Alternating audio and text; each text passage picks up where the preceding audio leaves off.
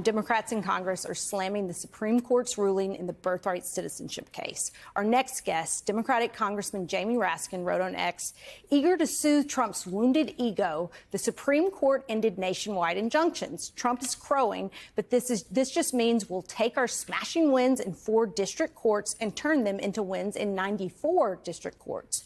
People born here are citizens, period. Ranking member on the House Judiciary Committee, Congressman Jamie Raskin, joins us now. Congressman, let's just start out with that tweet. Can you talk about your strategy? Well, of course, this decision creates lots of problems for us in terms of other executive orders and other lawless actions of the administration. But in terms of the birthright citizenship case itself, we have won in 7 courts, 4 federal district courts, 2 with Republican judges, 1 Reagan and 1 Bush, 2 Democratic judges, 1 Obama and 1 Biden appointee. And then we won in 3 appeals courts. So we're batting 1,000 here on this case. The Reagan judge said this was blatantly unconstitutional. It was the most unconstitutional executive action he'd ever seen and the easiest case he'd ever had to deal with in 4 decades on the bench, right? Which is why they're running away from the merits, the substance of this decision. And the court shamefully played along with a hide-and-go-seek strategy of saying, oh, well, there's a procedural problem, which is these district courts overstepped their equitable jurisdiction. And so they reinterpreted the Judiciary Act of 1789 to say for the first time that courts could not decide beyond the literal parties to the case. And, of course, that defeats the whole idea of equitable jurisdiction. Equity means you fit the remedy to the nature of the constitutional violation. And here the violation is one that applies obviously all across the country, which every judge has seen. But so they decided to hem in the courts. On that, we're going to look at class action lawsuits, nationwide class action, because, of course, the government is saying, oh, well, if there's a problem, just go with a nationwide class action. Watch them try and stop a class action and get the class decertified. Watch them challenge it on every ground. They don't want this case heard on the merits, and that's what's so shocking, that the Supreme Court would allow this to drag out when we've had birthright citizenship in America since 1868. But in terms of going forward, look, there's different ways that you could shuffle the deck. If you want to say that in order to get a nationwide injunction, you should have to go to a special court. We use 3-judge panels for lots of stuff. Let's have a 3-judge court that just deals with nationwide injunctions, and then anybody can go to that, and we'll see that we've got fair-minded judges and not just partisan hacks who are put on it. And then you fast-track it to the Supreme Court. How about that? We can deal. But this is just chaos that they've unleashed in the judicial system for no reason at all. Congressman, given that class action certification is not easy, not necessarily a silver bullet, and then given the kind of patchwork legal framework that many experts believe we're now going to be looking at across the country, do you believe that this decision is going to create a kind of 2-tiered, 2 Americas system? Well, I would certainly be preferring to live in a state that has an attorney general who will go to court to challenge and defeat unconstitutional executive actions and executive orders by the president, because, if you're in Maryland, great. We know that we have an attorney general who's going to fight every step along the way. Right now, there are 199 preliminary injunctions and temporary restraining orders that have been set down by courts across the land against this reign of lawlessness and authoritarianism. But you need to have an attorney general, especially after this opinion, go in to represent all of the people of the state. That's what in parents patriae means, to represent all of the people in your state behind you. But if you've got some, right-wing Republican AG in a red state who's not going to stand up for you, then you're going to have a lot of rights taken away. Rights of federal workers are going to be taken away. Medicaid rights are going to be taken away. Federal lands, you name it, environmental orders, until we can get it to the Supreme Court. But of course, what will happen is we'll be winning in federal district courts where we have AGs who are willing to bring the case, where we've got public interest groups who can do it. And the administration won't appeal the decision. They'll just say, OK, we're struck down in Maryland, we're struck down in California, or Michigan or Wisconsin, but we don't mind having it in the rest of the country.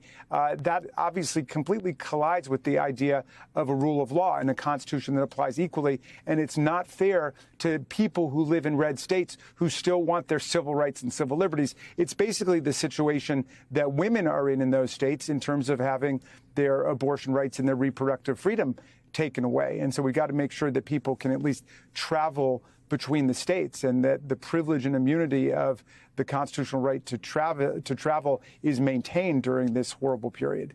Congressman, does it strike you as odd that the justices on the Supreme Court have essentially defanged their colleagues in lower courts by saying that they no longer have these powers to rein in illegal or unconstitutional actions that they have historically had, and have utilized not only against Donald Trump, but against Democratic presidents and all sorts of parties? Why do you think it is, I guess, that the Supreme Court has decided to neutralize the power of the judiciary branch? Well, they're acting to appease Donald Trump's wounded ego.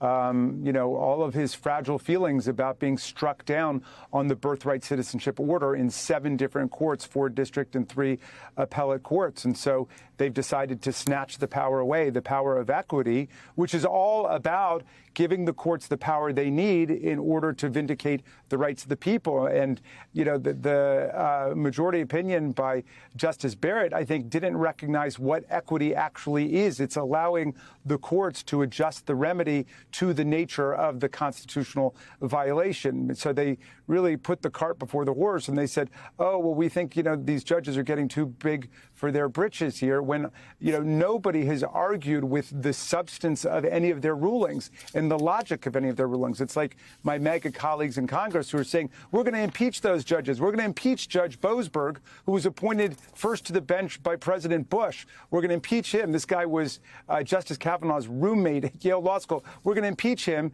because he said turn the planes around and give due process to people before they're shipped off to a torturer's prison in El Salvador. They're talking about impeaching judges because they don't like their opinions. The only judges that have ever been impeached in American history, there are only 15 of them, have been impeached for bribery and income tax evasion and kickbacks and political corruption. Now they want to impeach judges for having rendered the correct decision, the incontrovertibly correct decision about all these cases. But they don't want to talk about the merits. They just want to make it more difficult for people to get justice in America.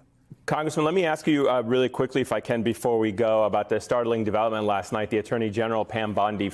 Kirsten Chickles, Jonathan, apparently. Okay, I know. So Barrett, I'm going to start with you because, we're in a situation where we've seen numerous incidents of judges finding this administration to have violated court orders, but there have been no consequences yet. So I guess the question is, would it even matter if Emile Beauvais actually told DOJ folks, said that DOJ would need to tell the courts to basically F off and ignore its orders on deportations?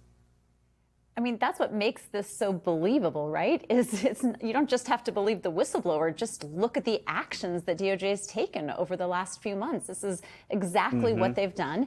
And it's interesting seeing this, in connection with the Supreme Court decision that we got yesterday. I mean, what we're really seeing is saying we don't want to have respect for individual judges. We think individual judges have expanded their authority beyond what they're allowed to under the Constitution. And it's just this constant pushback, now both from the Supreme Court, but also from the Justice Department. This really seems to be the theme of this Justice Department and this administration. Yeah, Ryan, off of that, the executive versus judicial push and pull is not new, right? Every president complains, especially over the last few years, about national injunctions by district courts. But the Supreme Court made it a lot easier for the executive branch to operate and kind of ignore what district court judges say. I want to play what President Trump said yesterday on the Supreme Court decision.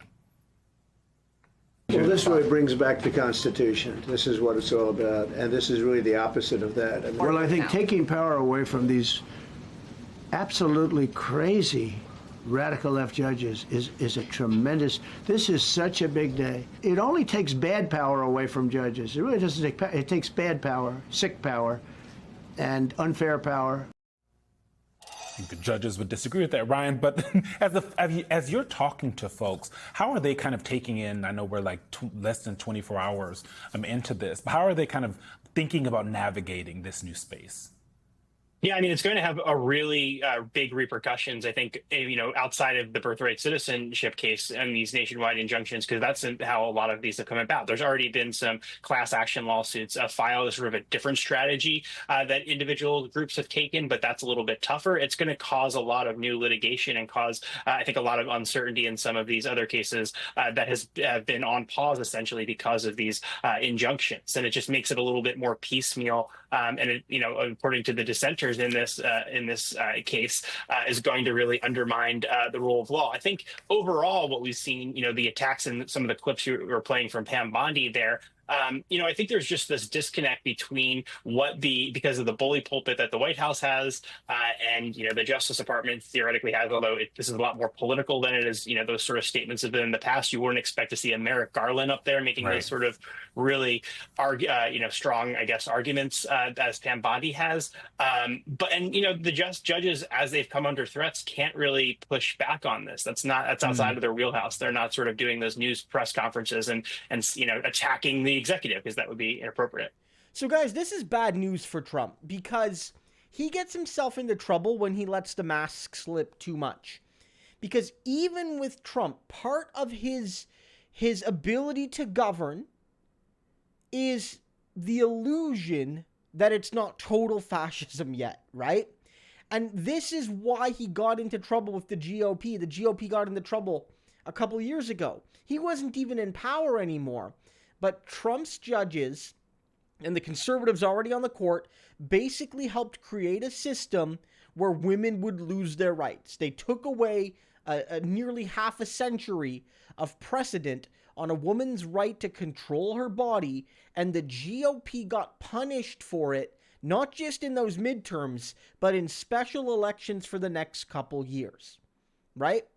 And that was brutal because while all of that was technically allowed, the Supreme Court made a decision, and that's just how it works, quote unquote. It was so egregiously partisan that it revolted the people. And given how in a lot of red states even, elections after that went poorly for Republicans, and given how in red states and in purple states, they voted to protect the woman's right to choose in plebiscites, in ballot measures and in constitutional amendments and things like that. It's a clear sign that Trump and his cronies overstepped their mandate.